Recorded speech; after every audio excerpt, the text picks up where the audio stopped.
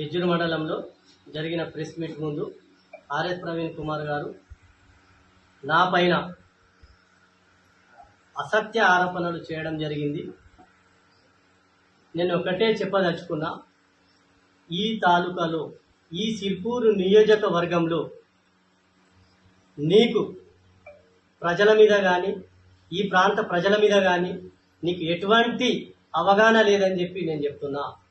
నీ పక్కల ఎవరైతే ఉన్నారో చెంచాగాళ్ళు, ఆ చెంచాగాళ్ళు చెప్తే ఈ మండలంలో ఇగో ఇది జరుగుతుందని చెప్తే నువ్వు చెప్పడం జరుగుతుంది తప్ప నీకు ఈ నియోజకవర్గంలో ఈ ఏరియాలో ఈ ప్రాంతంలో నీకు అవగాహన కానీ ఈ ఏరియాలో సబ్జెక్ట్ అంటే గ్రిప్ కూడా లేదు నీకు. నువ్వు అనవసరంగా వాళ్ళు చెప్పిన మాటలను పట్టుకొని మర్తిడి గుండాలు భూములు కబ్జా, ఈ భూమిని కబ్జా చేస్తాను ఆ భూమిని కబ్జా చేస్తానని చెప్పి అసత్యంగా చెప్తున్నావు, అసత్యంగా ఆరోపిస్తున్నావు. నువ్వు ఏదైతే భూమి విషయం నువ్వు మాట్లాడినావు, అది చిన్నక్క భూమి విషయం మాట్లాడినావు కదా, అది ఆ భూమి భాస్కర్ రాజుకి సంబంధించిన భూమి. భాస్కర్ రాజు దాన్ని కొనుగోలు చేయడం జరిగింది, మార్వడికి అమ్మడం జరిగింది. దానికి ఆ భూమికి మాకు ఎటువంటి సంబంధం లేదు. అట్టి విషయంలో నువ్వు బషరత్ ఖాన్ కోనప్ప ఇద్దరు కలిసి ఆ భూమిని అమ్ముకున్నాడని చెప్పి చెప్పడం నీకు సిగ్గుండాలి. ఆ భూమి ఎవరు అమ్ముకున్నాడు అనేది నువ్వు లోతుగా ఎంక్వైరీ చేయి. నువ్వు ఒక ఐఏఎస్ ఆఫీసరు ఎంక్వైరీ చేయకుండా ఏం తెలియకుండా మాట్లాడడం సిగ్గుచేటు. ఈ తాలూకాలో నువ్వు ఫస్ట్ స్టార్టింగ్ ఏమని చెప్పి వచ్చినావు, బహుజనవాదం అని చెప్పి వచ్చి జనాలని మోసం చేసి ఇక్కడ ఏదైతే ఉన్నారో బహుజనులను అందరినీ మోసం చేసినావు. ఇంటికి ఒక ఉద్యోగం అని చెప్పినావు, ఇంటికి ఒక కంప్యూటర్ అని చెప్పినావు, ఐపీఎస్ ఐఏఎస్ డాక్టర్ వీళ్ళందరూ చేస్తా అని చెప్పినావు. మరి ఎందుకు ఇవ్వాలని నీ కొడుకుని ఎందుకు నువ్వు చేయలేదని చెప్పి నేను అడుగుతున్నా. నీ సొంత ఏదైతే నియోజకవర్గం ఉన్నదో ఇవాళ కెమికల్ ఫ్యాక్టరీ ఆడ కెమికల్ ఫ్యాక్టరీని పెడతాను. అట్టి విషయంలో అక్కడ ఆ నియోజకవర్గంలో 1200 మంది 1500 మంది ఇలా ధర్నా చేయడం జరుగుతుంది. మరి నీ సొంత నియోజకవర్గంలో నువ్వు ఎందుకు పోయి ఖండించలేదు? అంటే నువ్వు ఏదైతే కంపెనీ ఉన్నదో ఆ కంపెనీ ముడుపులు తీసుకొని నువ్వు సైలెంట్ అయిపోయినావు. ఇలా నీ చరిత్ర చూసుకొని నువ్వు కోనప్ప గురించి మాట్లాడే ముందు ఫస్ట్ నీ చరిత్ర ఏంది నువ్వు తెలుసుకో. నువ్వు ఏదైతే గురుకుల పాఠశాలలు ఉన్నాయో అందులో సంవత్సరానికి 25 కోట్లు నువ్వు దొబ్బినట్టు అడిట్ జరిగింది. మరి దాని విషయం మీద నువ్వు ఎందుకు మాట్లాడతలేవు, ఎందుకు స్పందిస్తలేవు, ఎందుకు ఖండించలేదు ఇప్పటి వరకు? అటువంటి విషయాలు పక్కన పెట్టి మా నియోజకవర్గంలోకి వచ్చి నేను ఈ ప్రాంతాన్ని అభివృద్ధి చేస్తా, అది చేస్తా, ఇది చేస్తా, ఇంకెన్ని రోజులు నువ్వు మభ్య పెడతావు జనాలని? పోయినసారి వచ్చినావు, అందరి చుతగు మాయించినావు, మళ్ళా పోయినావు బహుజనవాదం అన్నావు, బహుజనవాదాన్ని తీసుకుపోయి దొర దగ్గర తాకట్టు పెట్టినావు. ఇదే కేసీఆర్ నువ్వు ఎంత దిచ్చినావు? దొరల పాలన అన్నావు, గడిల పాలన అన్నావు, బద్దలు పెడతా అన్నావు, ఫామ్ హౌస్ ని దున్నుతా అన్నావు. ఏను మీద పోయి అసెంబ్లీకి పోయి కేసీఆర్ ని జైలుకి పంపిస్తా అన్నావు. ఇలా ఎడిపోయి ఉన్నావు, కేసీఆర్ కాళ్ళ దగ్గర పోయి బహుజనవాదాన్ని తాకట్టు పెట్టినావు. ఇంకొక వ్యక్తి ఎవరన్నా బహుజనవాదాన్ని వచ్చి ఈ సిర్పూర్ తాలూకాలో ప్రచారం చేసిన జనాలని నమ్మకుండా చేసినావు.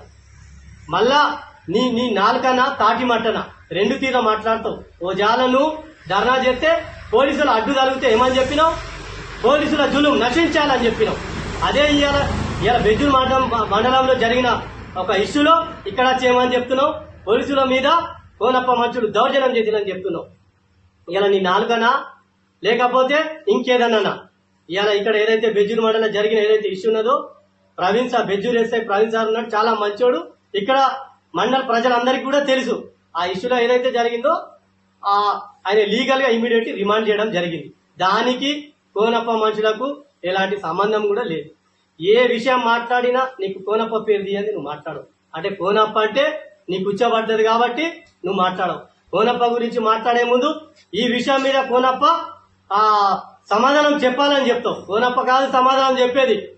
ఇవాళ ఆయనకు సంబంధించిన మేము కార్యకర్తలం ఉన్నాం, నువ్వు మాకు సమాధానం చెప్పు ముందు. ఇలా నీ ఏదైతే అల్లంపూర్ నియోజకవర్గం ఉందో ఆ నియోజకవర్గంలో ఫస్ట్ నువ్వు చూడు, అక్కడ అల్లంపూర్ పరిస్థితి చూడు. ఒక పని చేద్దాం, మా తులసిరామ్ గాని మా దుర్గా గాని అక్కడ పోటీ పెట్టిస్తాం.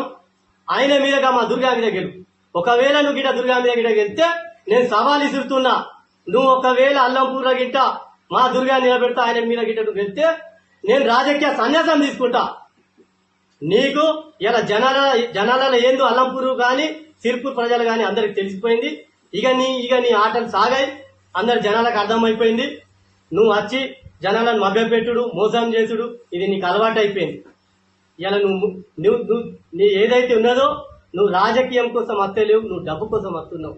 ఈ తాలూకాకు నీకు డబ్బే ముఖ్యం. బీజేపీ వాళ్ళని నువ్వు పరోక్షంగా ఇలా గెలిపించినావు ఇక్కడ ఈ తాలూకాలో. ఇలా ఈ తాలూకా వెనకబడడానికి కారణం ఈరోజు పోడు భూముల సమస్య మీద నువ్వు ప్రెస్ మీట్ పెట్టినావు.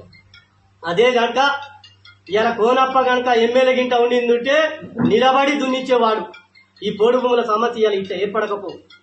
ఇలా నీకు గింట దమ్ముంటే రా, పోడు భూముల కాడ పోయి రైతులకు నిలబడి రైతులకు పక్కన నిలబడి పోడు భూములు దున్ని.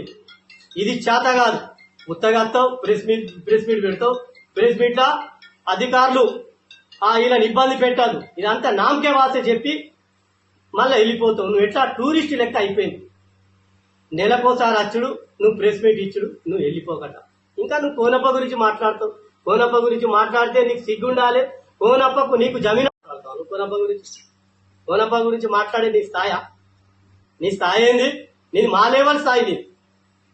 ఏదన్నా ఉంటే రా, ఆ బెజ్జు నడిబొడ్డు మీద నిలబడదాం, చర్చ చేద్దాం. ఎవడు భూములు దున్నిండు, నీ పక్కన కొందరు ఉన్నారు కదా చెంచాగాలు, ఆ చెంచాగాలను అడుగు. నీకెవడైతే చెప్తాడో చిట్టి రాసి ఇస్తాడు కదా, నీకెవడొకడు ఇది చెప్పాలి, వాడిని అడుగు.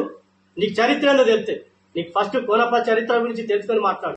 ఇవాళ నీ డిపార్ట్మెంట్ అడ్డం పెట్టుకొని నీ లక్ష్యాలు దోచుకున్నావు. మళ్ళా ఇంకా డబ్బులు సరిపోక ఈ నియోజకవర్గం మీద నీ కన్నుబడి ఈడొచ్చి మళ్ళా డబ్బుల మీదనే